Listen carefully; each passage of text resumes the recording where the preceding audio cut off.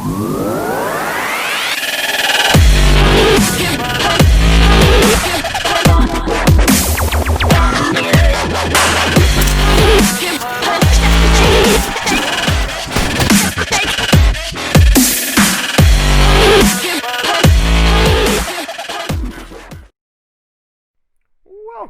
to the first episode ever of Tech and Gaming News.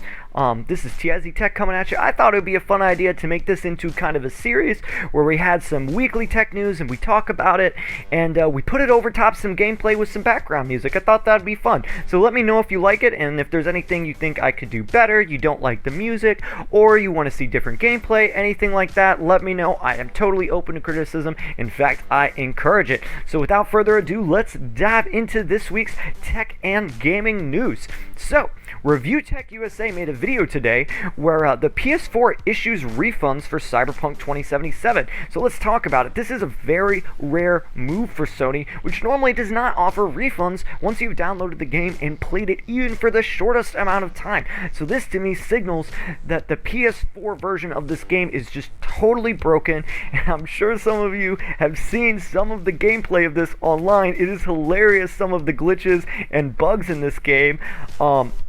It is just really, really bad apparently on PS4. So if you're thinking of buying on PS4, maybe think twice. So this has also come with a lot of criticism of Cyberpunk's poor optimization. I've criticized it in a video on lower hardware, especially when it comes to ray tracing. You pretty much have to turn ray tracing off in this game, and a lot of people think this is just, oh, it's a next-gen game. Well, I like to remind people that Call of Duty Cold War is a next-gen game, and I can play with ray tracing on in that title and still get 60 FPS on the same card. I'm using a 2060. So yeah, I have an entire video talking about that actually, and I'm going to cover it more in the future because there's a lot going on there and a lot to dissect. So let's move along here. So Bloomberg has reported, and still talking about Cyberpunk here, that CD Projekt Red the employees, the developers, will finally get bonuses after what has been a very long and tiresome road of work. The final stretch of development apparently required 6-day work weeks, and the details of how long those work days were and how long the stretch was unclear. But I do know that it's not uncommon for developers to have to work very long hours in the final stretch of what they call crunch, right before a game comes out, and they can be working as long as 12 hours a day, sometimes even 7 days a week. It is really intense. It is really intense. So yeah. These bonuses were previously going to be performance-based, but according to Bloomberg, this has changed. So here's a direct quote from the studio to Bloomberg, and I guess in this quote they're talking to their developers. That's what it sounds like here. Quote, "We underestimated the lengths and complexity involved in making this a reality, and still you did everything you could to deliver an ambitious special game," end quote. So like I said, they gave this quote to Bloomberg, but I'm assuming the quote is, what they are telling their developers, like, you earned this bonus. So even with all the bugs and the poor optimization issues that have been on console, and all the other stuff that we talked about, it apparently still has been a huge retail success, and the reviews at large of the main story are very positive. I myself have been playing the game quite a bit and have really, really enjoyed it. So definitely recommend it if you're on PC. And turn red chasing off. And go check out my other video if you want to learn about, just some basic stuff. Another random thing about Cyberpunk, make sure you turn your fan speed up. It really, really heats up a GPU, and I tested on a few different computers to confirm that. And at least on my case, all the computers I tested on, it did that. But anyways, moving on here. So, apparently hackers backed by Russia have compromised U.S. agencies such as the Treasury and the Commerce Department, and this is coming from the Washington Post. The extent and damage of this is unclear as of now, but the National Security Council apparently met on Saturday and is working to remedy the situation. You can read more about this from the Washington Post. The Verge also covered it. I got my information from the Washington Post.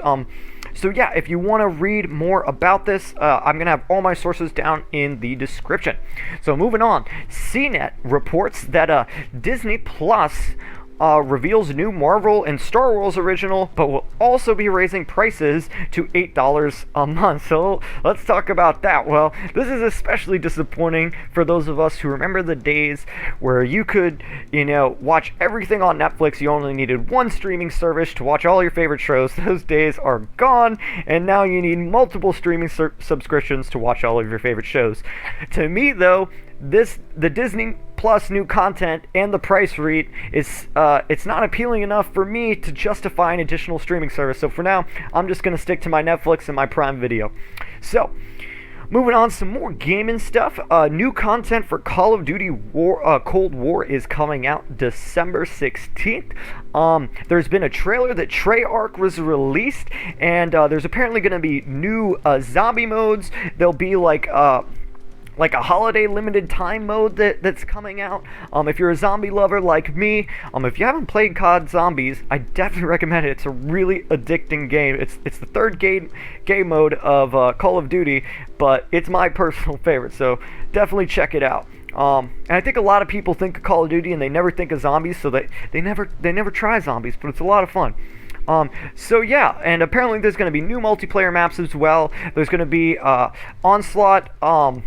Those multiplayer maps will also be available in Onslaught mode, which is a Sony exclusive. So if you're playing on PC, you're not going to have availability to the Onslaught content for until next November, which is absolutely ridiculous. But if you want more information about this, check out the tweet from Treyarch where they talk about this upcoming stuff, or check out a YouTuber like COD Zombies HQ that is someone I personally follow and subscribe to, and I love his content, and I stay tuned to him for all of the new updates, because like I said, I am a zombie player. I love that game.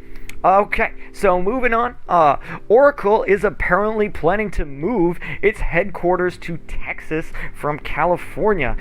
It already has a location in Austin, Texas, apparently, but will be formally moving its headquarters, designated that as its headquarters. So I suspect this is due to the high taxes in California.